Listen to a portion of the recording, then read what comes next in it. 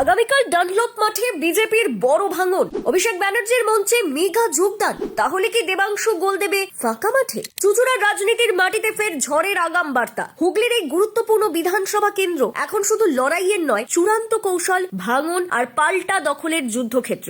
12 April সাহাগঞ্জের Dunlop মাঠে যে সভা হতে চলেছে তা যে নিছক রাজনৈতিক কর্মসূচি নয় তা এখন স্পষ্ট। মঞ্চে থাকবেন অভিষেক ব্যানার্জি, আর তার হাত ধরেই নাকি ঘটতে চলেছে বড় সড় রাজনৈতিক পালা বদল। জানা গেছে বিজেপির চুচুড়া বিধানসভার দীর্ঘদিনের লড়াকু নেতা সুরেশ সাউ বিজেপি থেকে পদত্যাগ করেছেন। তাহলে কি সুরেশ সাউ বিজেপি ছেড়ে তৃণমূলে যোগ দিতে চলেছে?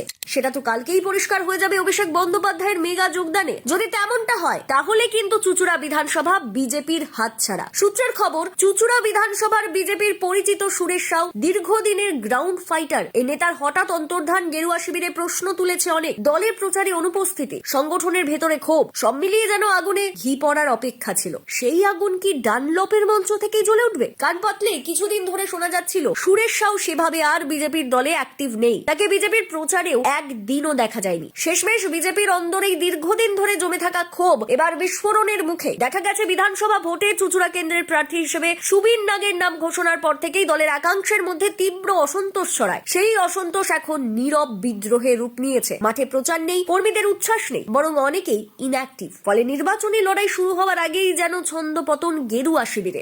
এই পরিস্থিতিতেই তৃণমূল শিবিরে আত্মবিশ্বাস তুঙ্গে। প্রথমবার প্রার্থী হয়েও দেবাংশু ভট্টাচার্য ইতিমধ্যেই সংগঠনকে চাঙ্গা করতে পেরেছেন। তার পাশে রয়েছেন প্রাক্তন বিধায়ক অসিত মজুমদার, যিনি একসময় টিকিট না পেয়ে ক্ষুব্ধ হলেও এখন পুরোপুরি দলের লাইনে। এই সমীকরণ তৃণমূলকে দিয়েছে বাড়তি অক্সিজেন। অন্যদিকে বামফ্রন্টও চুপ করে নেই। প্রার্থী সুনীল সাহা নিজের মতো করে লড়াই চালাচ্ছেন। তবে মূল লড়াই যে তৃণমূল বনাম বিজেপি তা নিয়ে কোনো সংশয় নেই। সবচেয়ে বড় জল্পনা ঘিরে রয়েছে সেই বড় নেতাকে নিয়ে। কে তিনি, কেনই বা দল ছাড়ছেন? যদিও নাম এখনো ধোঁয়াশায়, কিন্তু রাজনৈতিক মহলের দাবি এটি শুধুই ব্যক্তিগত সিদ্ধান্ত নয়, বরং একটি বড় গোষ্ঠী ভিত্তিক ভাঙনের ইঙ্গিত। এমনকি সেই দিন মঞ্চ থেকে মেগা যোগদান, বাইক মিছিল, সব মিলিয়ে শক্তি প্রদর্শনের পূর্ণ প্রস্তুতি তৃণমূলে। যদি এই ভাঙন বাস্তব হয় তাহলে চুচুড়ার রাজনৈতিক অঙ্ক আমূল বদলে যেতে পারে। বিজেপির সংগঠন আরো দুর্বল হবে, আর তৃণমূল পাবে ফাঁকা মাঠে গোল করার সুবর্ণ সুযোগ। এখন শুধু নজর 12 এপ্রিলের দিকে। ডানলপের মাঠ কি সত্যিই হয়ে উঠবে গেরুয়া শিবির ভাঙনের সাক্ষী, নাকি শেষ মুহূর্তে ঘুরে দাঁড়াবে বিজেপি?